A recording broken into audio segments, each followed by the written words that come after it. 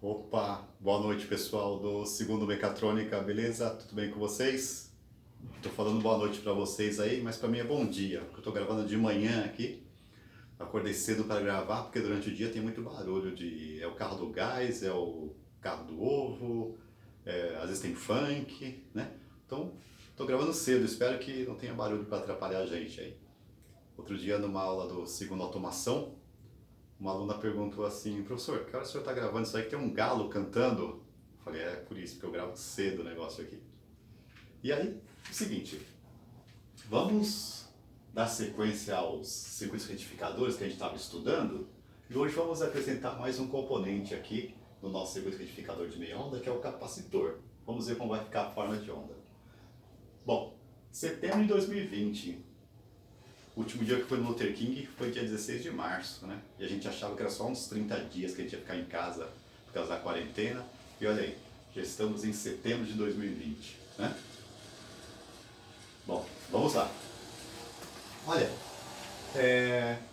estamos colocando um capacitor agora no circuito, porque veja bem, quando nós analisamos o retificador de meia onda numa das aulas anteriores aí, nós vimos que a forma de onda na saída ficava assim, tá vendo? Esse pontilhado, o que eu fiz pontilhado, porque daqui a pouco vai mudar aquela forma de onda.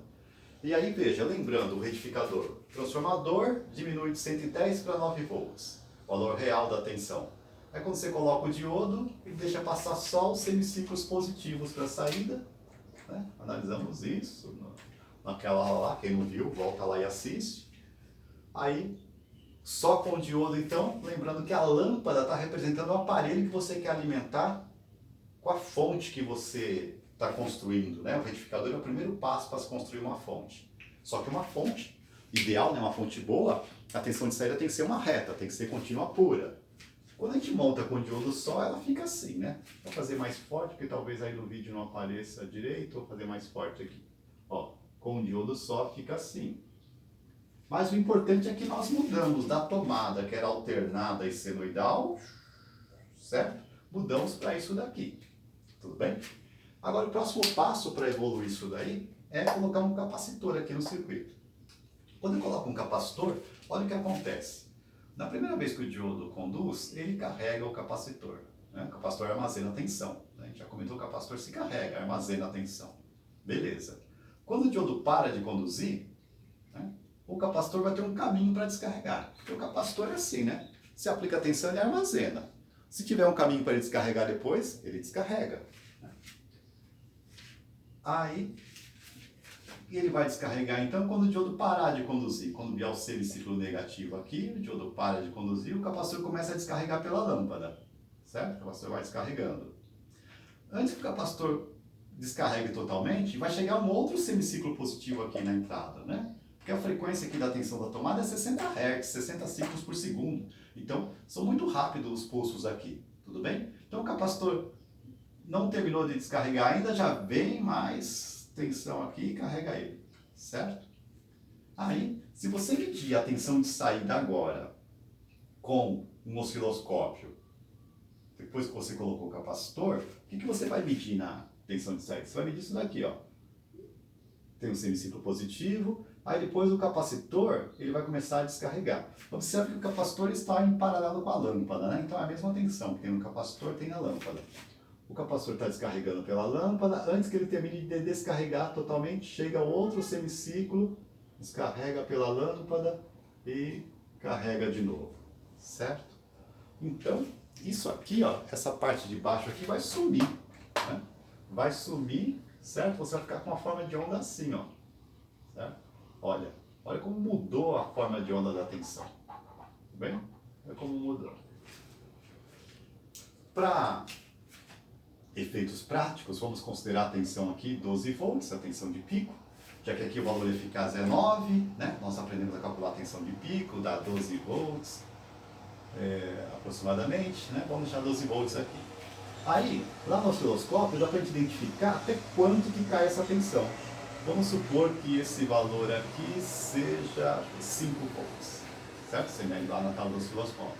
Então a nossa tensão aqui está variando de 5 até 12. Está variando de 5 até 12. Com isso, a gente diz que tem uma tensão de ondulação, VO, esse O é de ondulação, está variando de 5 até 12, tá? De 5 até 12. Então, 12 menos 5, 7 volts. Beleza? Deu 7 volts de tensão de ondulação. Observe que nós queremos lá no final, quando a gente tiver com uma fonte boa, a gente quer que fique uma reta mesmo. Tá? Uma reta, a tensão de ondulação é zero, concorda? Se é uma reta, a tensão de ondulação é zero. Tudo bem? Concorda com isso, Giovana? Oh, saudades da Giovana, hein? Lá no Luther King, lá no laboratório, a Giovana falava pra caramba, agora não ouço mais a Giovana falar. Sinto saudades. Espero que volte logo, né, Giovana? Ah, saudades de você também, o Kaique e o Matheus. Não fiquem com ciúmes, não. Né? Mas é que a Giovana animava as nossas aulas lá, né? Eu tô sentindo falta das brincadeiras da Giovana. E aí, olha só, 7 volts, tá bom? 7 volts, beleza. Agora, vamos supor que eu tenha colocado um capacitor aqui, inicialmente, que esse valor do capacitor tenha sido 100 microfarads, beleza? Agora nós vamos colocar um outro capacitor. Tira esse de 100 aqui, tá?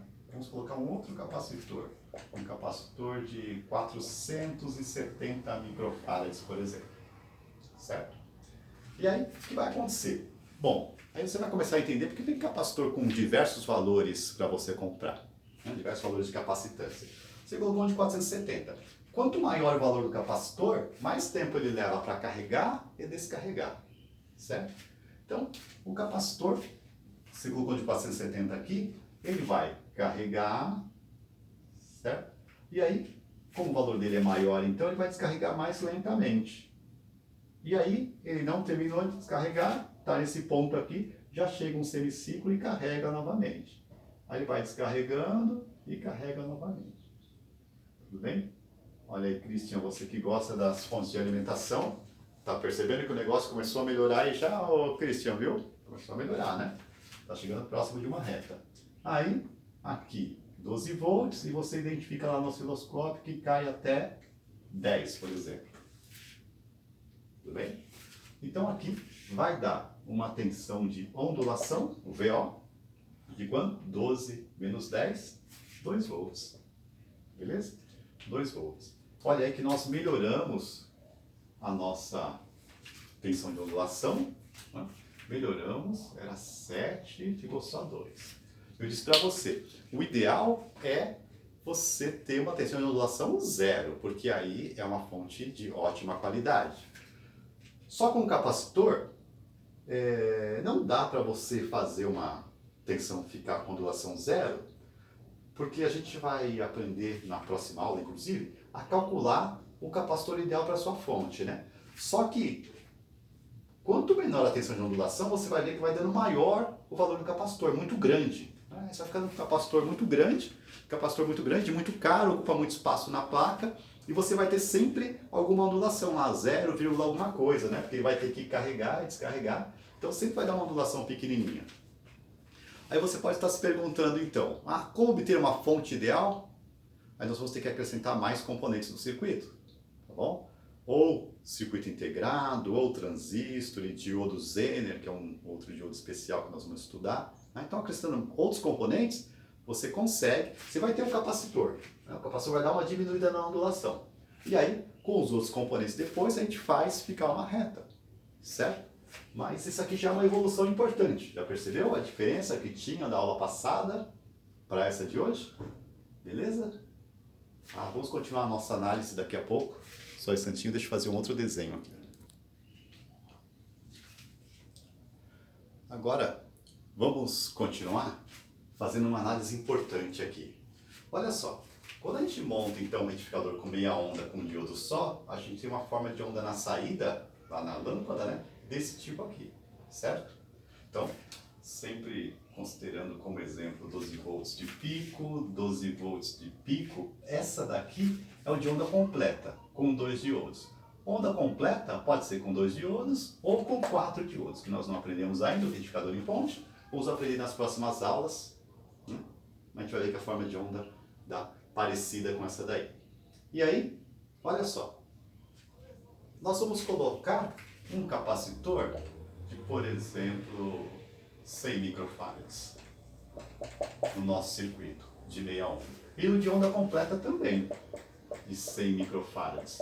Então vamos colocar o capacitor de mesmo valor nos dois circuitos para você entender a diferença de um para outro e por que tem um retificador de meia onda e de onda completa. Bom, inicialmente a forma de onda estava assim, então, sem o capacitor. Vamos colocar o capacitor, como nós vimos no quadro anterior.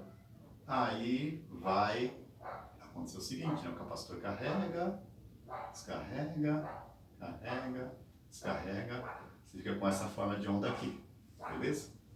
Nós colocamos lá como exemplo que cai até 5 volts, né? E aí dá um VO de 7 volts. VO é a tensão de ondulação, 12 menos 5, 7 volts. Tudo bem? Quando nós temos um circuito de onda completa e colocamos o mesmo capacitor, olha o que vai acontecer. O capacitor carrega lá na entrada, certo? Vai começar a descarregar. Ele começa a descarregar e já chega a um outro semiciclo. Observe que aqui, no de meia onda, como tinha esse espaço, a tensão do capacitor ia caindo, né? Ia descarregando, descarregando, porque tinha esse espaço livre aqui. Agora não. A gente coloca 2 diodos lá, lembra daquela aula do retificador? Com center tape, que é diodo 1, diodo 2, diodo 1, diodo 2 e assim por diante, né? Aqui só tem um diodo. Vamos chamar de diodo 1, mas só tem um diodo. Esse aqui tem 2 diodos. Então, começou a descarregar, já chega um semiciclo aqui, carrega o capacitor de novo. E vai descarregando, chega outro, opa, e assim por diante. Beleza? Então, aí, vamos supor que essa queda aqui seja até 10. Tudo bem? Mediu lá no osciloscópio, como nós vamos aprender, na nossa volta lá, na nossa tão aguardada volta, no final da quarentena, o VO. Então o VO agora seria 12 menos 10, 2 volts. Tudo bem? Olha aí. O que a gente pode concluir disso então, hein? Dessa análise que a gente fez agora, o que a gente pode concluir? Hein? O que você acha?